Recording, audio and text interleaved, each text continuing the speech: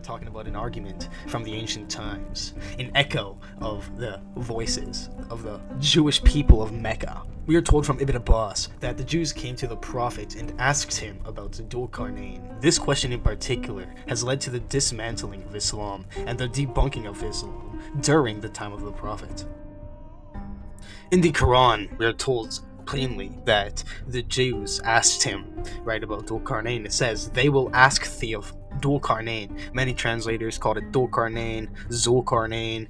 Say, I shall recite unto you a remembrance of him. We are told, right, from Ibn Abbas, right, that says, they, the people of Mecca, will ask thee, O Muhammad, of Dhu'l-Qarnayn. About the event of Dhu'l-Qarnayn, say unto them, O Muhammad, I shall recite unto you a remembrance of him.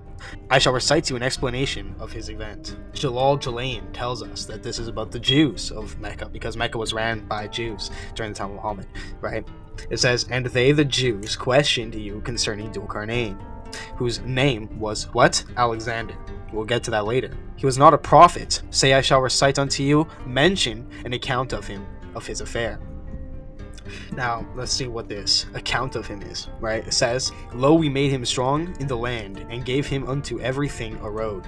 And he followed a road, till when he reached the setting place of the sun, he found a setting in a muddy spring, and found a people thereabout. We said, O Dhu'l-Qarnayn, either punish or show them kindness. He said, as for him who doeth wrong, we shall punish him, and then he will be brought back unto his Lord, who will punish him with an awful punishment. But as for him who believeth, and doeth right, good will be his reward. And we shall speak unto him a mild command. Then he followed a road.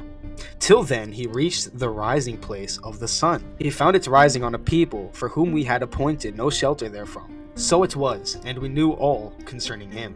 Then he followed a road, till when he came between the two mountains, he found upon their hither side a folk that scarce could understand a saying.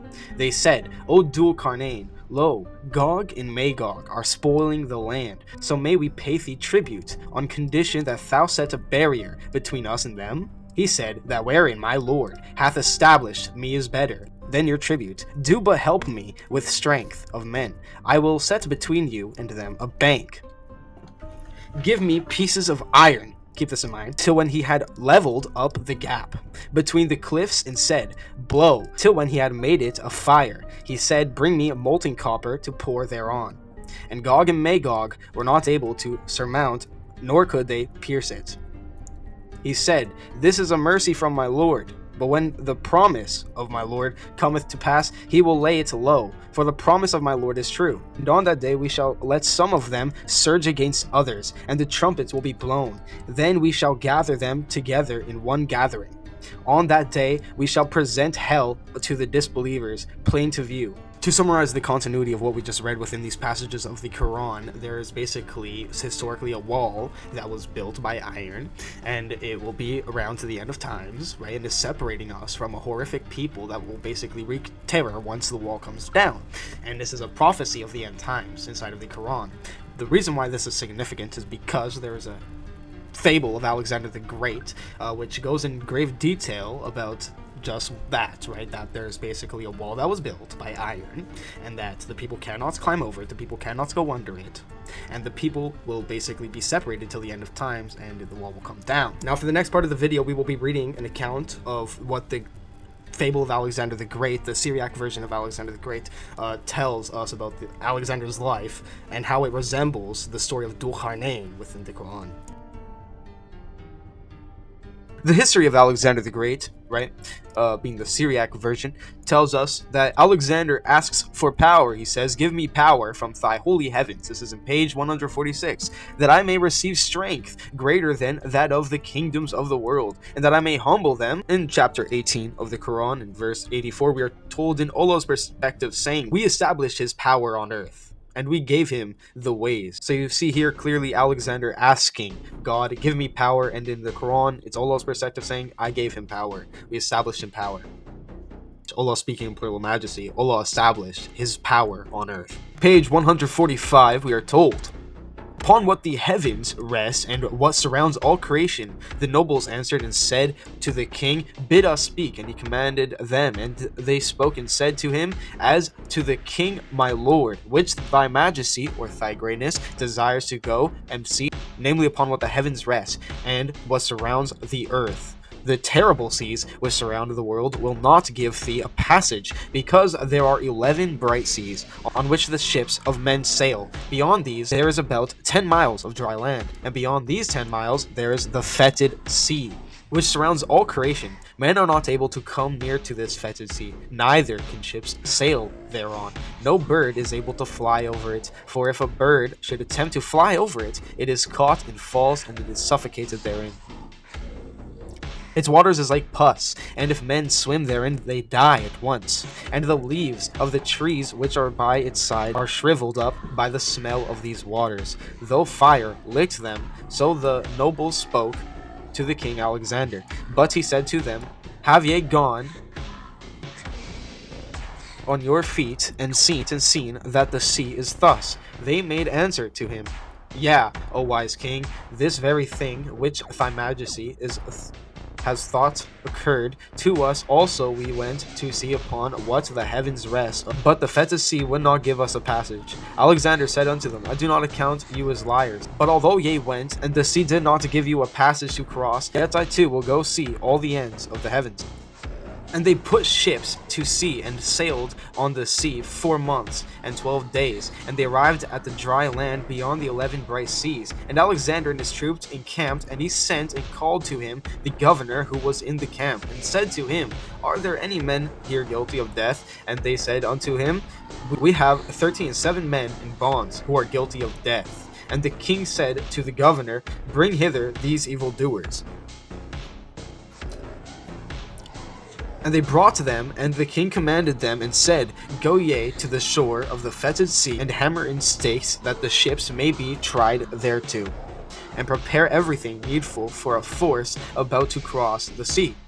And the men went and came to the shore of the sea. Now Alexander thought within himself, if it be true, as they say, that everyone who comes to the fetid sea dies, it is better that these who are guilty of death should die. When they had gone and arrived at the shore of the sea, they died instantly. To summarize some of the information that we just read there, right, to our understanding, we get a mythical journey being taken to what we call the fetid seas, wherein the history of Alexander the Great in the Syriac version says, as to the thing, my lord, which thy majesty or thy greatness desires to go and see, namely upon what the heavens rest and what surrounded the earth, the terrible seas, the seas which surrounded the world, will not give thee a passage, because there are 11 bright seas on which the ships of men sail, and beyond these there is about 10 miles of dry land, and beyond these 10 miles there is the fetid sea. We are told about Alexander's journey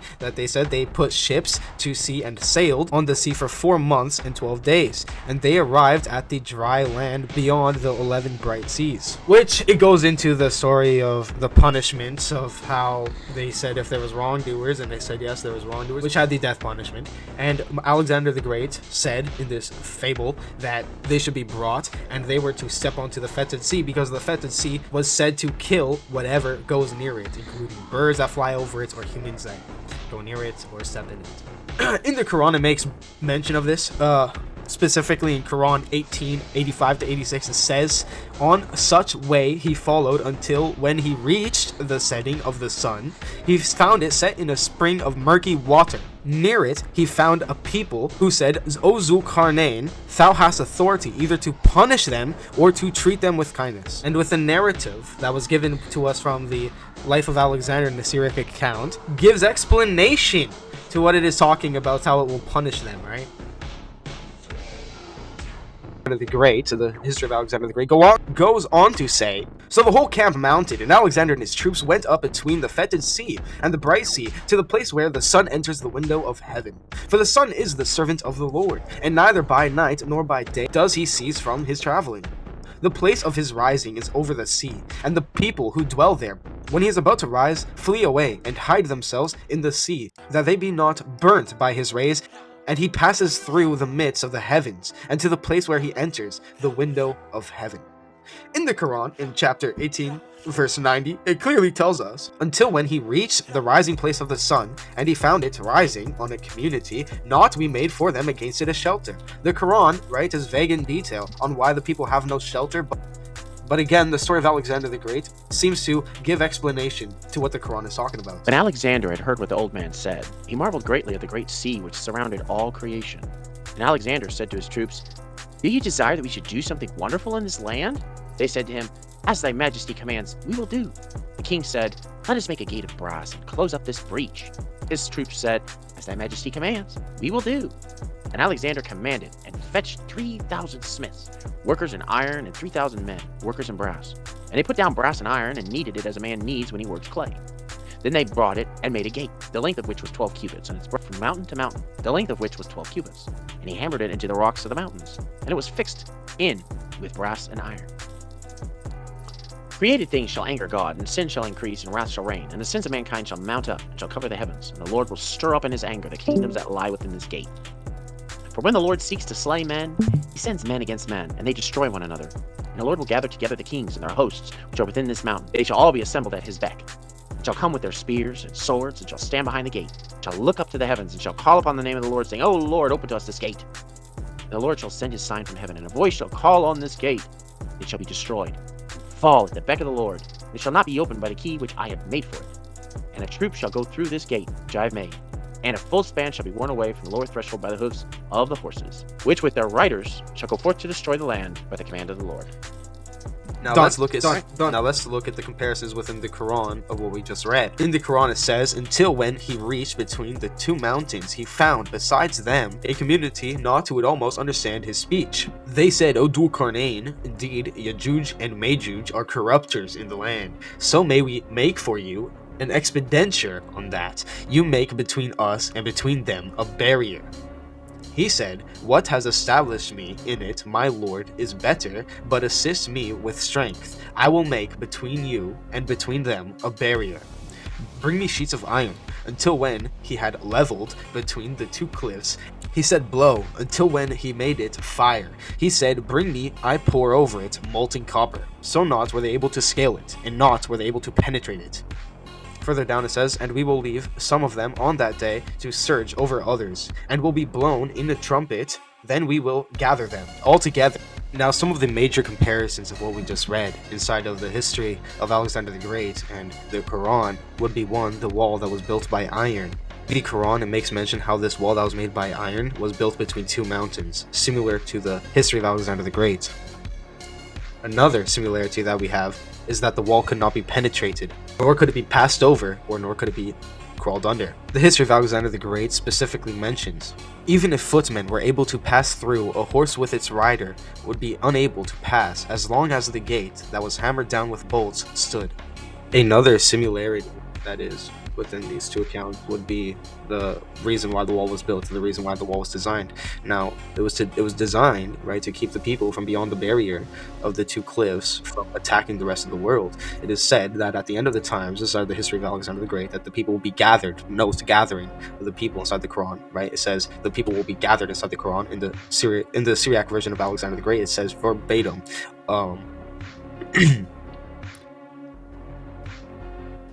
the Lord will gather together the kings and their hosts which are within this mountain. It goes on to say that they will say, "O Lord, open to us this gate, and the Lord shall send his sign from heaven. A voice shall call on this gate, and it shall be destroyed." In the Quran it is said, "And we will leave some of them on that day to search over others, and will be blown in the trumpet. Then we will gather them all together, and we will present hell on that day to the disbelievers." Again, the Syriac version of the Syriac version of history of Alexander the Great gives grave detail to the vague sayings of the Quran. It explains the Quran in grave detail, right? These people are asking, right, "O Lord," that like to do this, and in the Quran, it is Allah's perspective saying, Allah will gather them, Allah will open the gates for them, basically. Allah will call them to punish the disbelievers. Now, Dhu'l-Qarnayn literally means the one with two horns. This is further proof that Dhu'l-Qarnayn inside of the Quran is referencing Alexander the Great. The reason being is because minted coins of Alexander the Great would have depictions of Alexander the Great with two horns. The whole story in itself gives us evidence that he's talking about the mythos of Alexander the Great, not the actual Alexander the Great, but we're going to get to that. We have in other translations telling us from Sayyid Vikr Ahmed, "O Prophet, they ask you about Dhu'l-Qarnayn," and he puts in brackets, generally interpreted as Alexander the Great. Now beyond this, everything about the history of Alexander the Great in the Syriac version has led scholars to label it as false because of the lack of historical evidence of any walls that was built by Alexander or any sort of, fetid sea that, surrounds the whole planet and other things like archaeological evidence and stuff like that and historical documentation and yada yada yada. Now the Quran making such mention of this story is a problem in itself. We don't have anywhere a wall. We have images of the entire earth, and we cannot find a wall that separates us from these barbaric people. So this prophecy that the Quran makes, that at the end of times that this wall will come down and all this kind of stuff, and the people within the wall will kill the disbelievers and punish us severely, is a complete mythos. Now more importantly, if you go to verse 83, when they say and they ask you about the Dhu'l-Qarnayn, say, I will recite to you remembrance about him. When it says they ask you, it's talking about a Jewish group of Mecca, and we actually have their response to Muhammad when he told them the answer of who this Dhu'l-Qarnayn is. In Quran 8:31, we get the Jews' response to Muhammad. And when our verses are recited to them, they say, we have heard. If we willed, we could say something like this. This is not the legends of the former people. When Muhammad recited the verses about Dhu'l-Qarnayn, the Jews were not impressed, and they continued to tell Muhammad that he was telling fables of ancient times. Now, the reason why the Jews had such a surety on why Muhammad was lying about Alexander the Great is because they had a bit of history with Alexander the Great. Jews in particular had a Maccabean war. It's called the Maccabean Revolt. It's the Maccabean War. It's a Jewish tradition. It's deeply rooted within Hanukkah. It's why Hanukkah is a thing. It's because they won this Maccabean Revolt and, took over the Greeks or killed the Greeks or whatever. The Maccabean War is connected with Alexander the Great. Reason being is because the book of Maccabees, which is a book within the Apocrypha, which was written before Christ, and it tells us very plainly that in the first chapter who Alexander the Great is, and the Jews knew who Alexander the Great, and this was more or less a test to Muhammad. I'm just going to read some of the passages within Maccabees. It's one of the more traditional books of the Jews, and it's deeply rooted within history. It's very historical. Let's get into it. Now, in the very first chapter alone, right, it tells us very plainly some very historical things. And it happened after that Alexander, son of Philip the Macedonian, who came out of the land of Shittim and smitten Darius, king of the Persians and Medes, that he reigned in his stead the first over Greece. Off the bat, son of Philip is obviously Philip II, who is Alexander the Great's father, right? There's that right off the bat. The second verse says also some very historical things, and made many wars and won many strongholds and slew the kings of the earth. This is Alexander actually slew a few kings in his time, right, Alex? You know about this? Yeah.